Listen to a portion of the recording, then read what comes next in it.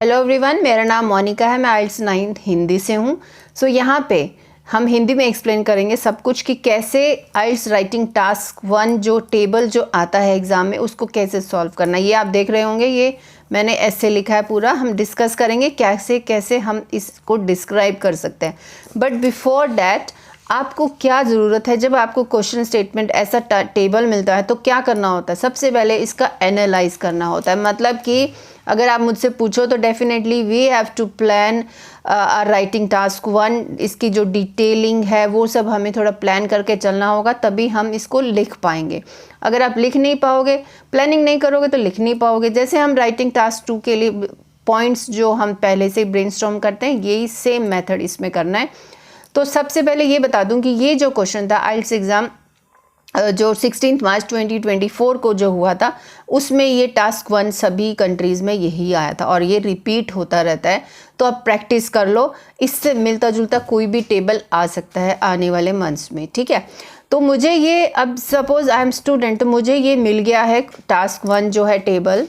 तो चलो भाई, मुझे ये टास्क मिल गया है। तो सबसे पहले मैं कोई भी टेबल हो, कोई भी चार्ट हो, biograph, line graph, diagram, map, उसका टाइटल पढ़ना होगा। टाइटल पढ़ लेंगे ना तो डेफिनेटली आपको कुछ ना कुछ हेल्प मिलेगी, क्यों आइडिया मिलेगा कि ये इसके बारे में बात हो रही है।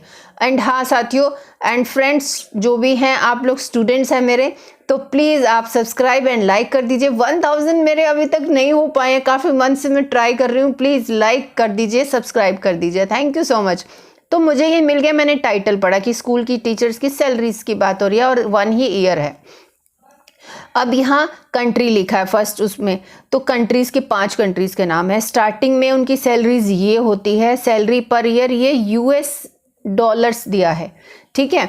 तो आफ्टर 15 ईयर्स ये स्टार्टिंग सैलरी है। 15 ईयर्स के बाद इनकी इतनी ही सैलरी बढ़ेगी, तो बहुत कम है वैसे।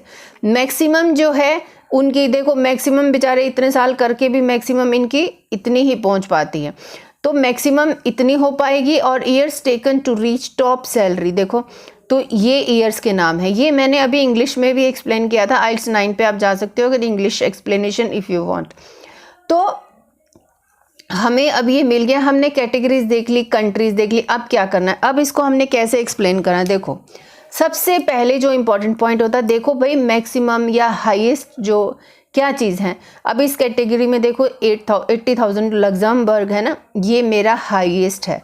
तो हम इसके आगे हम हाईएस्ट लिख देंगे कि ये कंट्री का ये जो फिगर है ना, ये हाईएस्ट। देखो यहाँ पे भी हाईएस्ट है, यहाँ पे भी हाईएस्ट है, यहाँ पे भी हाईएस्ट है। तो ये तो एक हाईलाइट हो गया लग्जमबर्ग।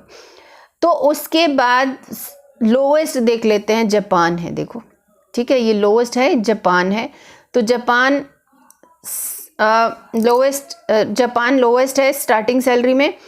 और उसके बाद फिर लोवेस्ट की पोजीशन ले ली ऑस्ट्रेलिया वालों ने। ऑस्ट्रेलियन टीचर्स को लोवेस्ट सैलरीज मिल रही हैं, देखो सबसे कम, ठीक है। और लेकिन एक और बात है, देखो ये यहाँ पे 30 ईयर्स लगेंगे एक टीचर को लग्जमबर्ग में इस मैक्सिमम सैलरी पहुँचने के लिए, लेकिन इसको 30 ईयर्स। लेकिन यहाँ ऑस्ट्रेलिया और डेनमार्क में 9 और 8 साल में ये हो जाएंगे, इनको मैक्सिमम सैलरी मिलने लग जाएगी। तो ये एक अच्छी बात है, ये थोड़ा देर में मिलेगा और ये इक्वल है। और यहाँ पे बात करें तो 15 ईयर्स के बाद किस किस की क्या क्या सैलरी होगी। लग्जमबर्ग तो नंबर 1 है, ऑस्ट्रेलियन सबसे लोवेस्ट है, फिर ये डेनमार्क, कोरिया एंड इसको लगा लो जापान को। इन तीनों की ऑलमोस्ट कैटेगरी सेम लग रही है, क्योंकि 50,000 के अराउंड है, थोड़ा बहुत 50 से ऊपर हो गया।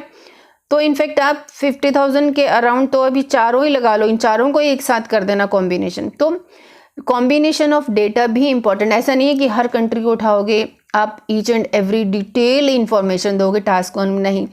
डेटा को कॉम्बाइन भी करना है, हाईएस्ट भी बताना है, कोई स्ट्राइकिंग पॉइंट भी बताना है, लोएस्ट भी बताना है।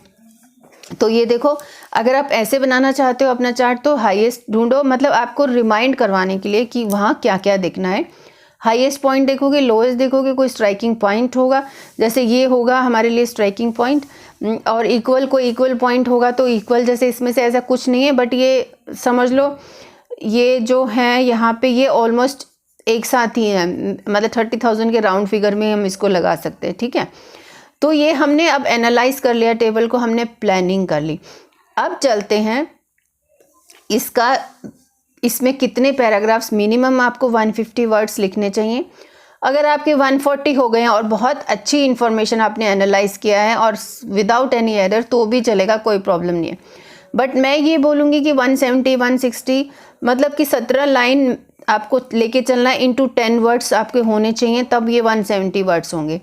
तो ये इसलिए बताती हूँ, कोई सपोज आपसे स्पेलिंग मिस्टेक हो गई है तो वो जो स्पेलिंग मिस्टेक या कुछ आपने वर्ब मिस्टेक कुछ भी किया तो वो आपका काट देंगे वो वर्ड्स, वो सेंटेंस। तो वो सेंटेंस कट गया तो 10-15 वर्ड्स तो वैसे ही निकल जाएंगे ना, तो आपके 150 तो बैलेंस रहेगा ना। इसलिए 170 वर्ड्स आप लिखो, 180 वर्ड्स लिखो ऐसे में। अब ये मेरा क्वेश्चन स्टेटमेंट है। अब एक राइटिंग टास्क 1 में 4 पैराग्राफ्स आपको बनाने हैं, ठीक है, बट मैप्स में 3 हो जाते हैं। 4 पैराग्राफ्स। फर्स्ट हुआ इंट्रोडक्शन, ठीक है। अब इंट्रोडक्शन जैसे राइटिंग टास्क 2 में हम पैराफ्रेजिंग ऑफ क्वेश्चन स्टेटमेंट करते हैं, इसमें भी वही करना है।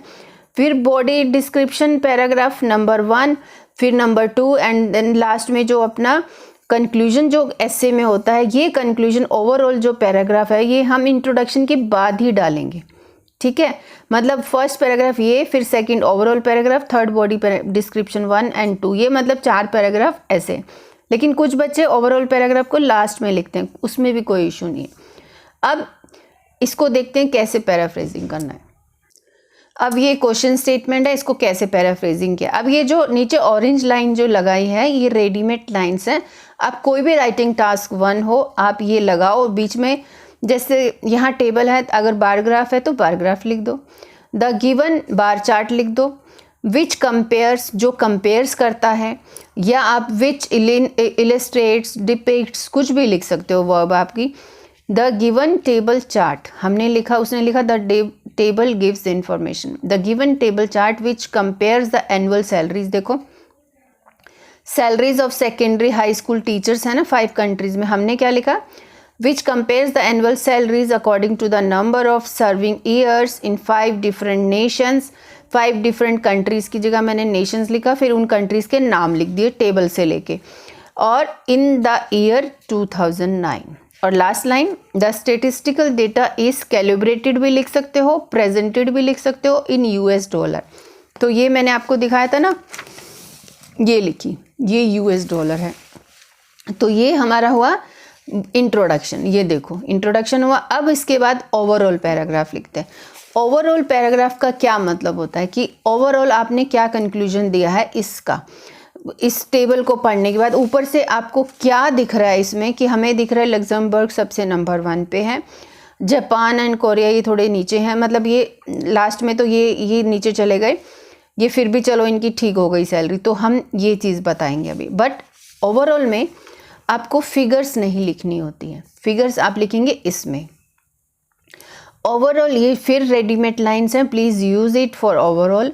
Overall it can be clearly seen that the highest पे आउट्स, सैलरी की जगह देखो मैंने क्या लिखा है, पे out was given by Luxembourg while Korean teachers were received lowest pay packages. However, to reach maximum salary, Australian and Denmark's academians means teachers had to wait for less years as compared to other countries. ठीक है, इसमें कोई figures नहीं लिखनी है, numbers नहीं आने चाहिए, सिर्फ ऐसे ही ओवरऑल चीज़ बताओगे आप, ठीक है।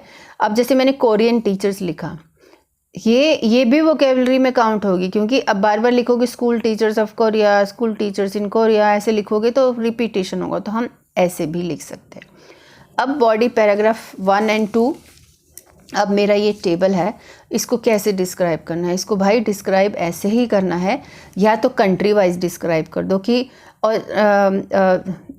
ऑस्ट्रेलिया से स्टार्ट करो कि उसकी स्टार्टिंग सैलरी ये थी, 15 ईयर्स के बाद उसकी इतनी है और मैक्सिमम उसको इतनी ही मिल सकती है, जो कि ये 9 ईयर्स में ही कंप्लीट हो जाती है मैक्सिमम सैलरी। फिर ऐसे करके स्टार्ट कर सकते हो, या स्टार्ट करो हाईएस्ट से ही। फिर जो जिनको कंबाइन करना है, जैसे इनकी कम टाइम लग रहा है तो इनको कंबाइन कर दो, इनको नीचे वालों को कंबाइन कर दो। तो जैसे मर्जी आप लिख सकते हो, कंट्री वाइज लिखो या ये कैटेगरीज, ऐसे कैटेगरीज को डिवाइड कर सकते हो, ठीक है। तो हमने कैटेगरी वाइज लिखा है, अभी शुरू करते हैं। तो हम पहले इस कैटेगरी की बात कर रहे हैं, ठीक है। अब देखो analysing the salary data for various countries, ये हमने स्टार्ट कर दिया। टू इनिशिएट भी लगा सकते हो, ठीक है। अब देखो, secondary and high school teachers in Luxembourg were paid A salary starting salary of, देखो ये मैंने मिस्टेक किया जब मैं इंग्लिश का करवा रही थी, तो ये मिस्टेक जब आप अपना एस्से को दोबारा पढ़ोगे ना तो आपको ये मिस्टेक्स मिलती हैं। ये देखो, अब ये मैंने अभी इतना सा ही लिखा है इसके बारे में, जो मैक्सिमम था और इनको कंबाइन किया। अब मैक्सिमम और ये 15 ईयर्स वाला थोड़ा सा ही गैप है, तो थोड़ा बहुत इसमें से एक्सप्लेन कर दो। बाकी सबसे स्ट्राइकिंग पॉइंट अब इसमें ये है ना, जो कि इनको लेस टाइम लगता है मैक्सिमम सैलरी पहुंचने में, और ये हाईएस्ट, तो इनके बारे में बताओ। और ये दोनों कंट्रीज सिमिलर हैं, ऑलमोस्ट सिमिलर, ऑलमोस्ट 37 एंड 35 दोनों का दे दो आप ईयर्स इतना रिस्पेक्टिवली, और इनको कंबाइन कर दो और ये अकेला बताओ।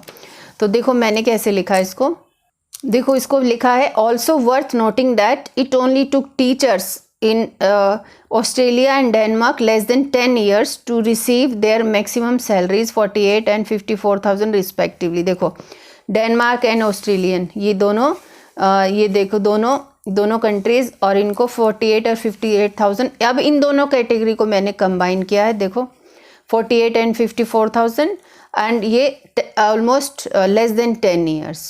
तो ये हमने इसमें इंपॉर्टेंट चीज़ थी, हमने इसको एक्सप्लेन किया। एक दो चीज़ें आप, और ये भी इंपॉर्टेंट है कि 30 ईयर्स बहुत ज़्यादा लंबा टाइम होता है मैक्सिमम सैलरी पहुंचने में, तो इसके बारे में भी आप बता सकते हो, ठीक है। अब मैं पूरा आपको ऐसे दिखाती हूँ। ये देखो, ये पूरा ऐसे है हमारा, यहाँ से स्टार्ट किया इंट्रोडक्शन, फिर ओवरऑल पैराग्राफ, फिर ये, ठीक है। आप इसमें थोड़ा और लाइन भी ऐड कर सकते हो।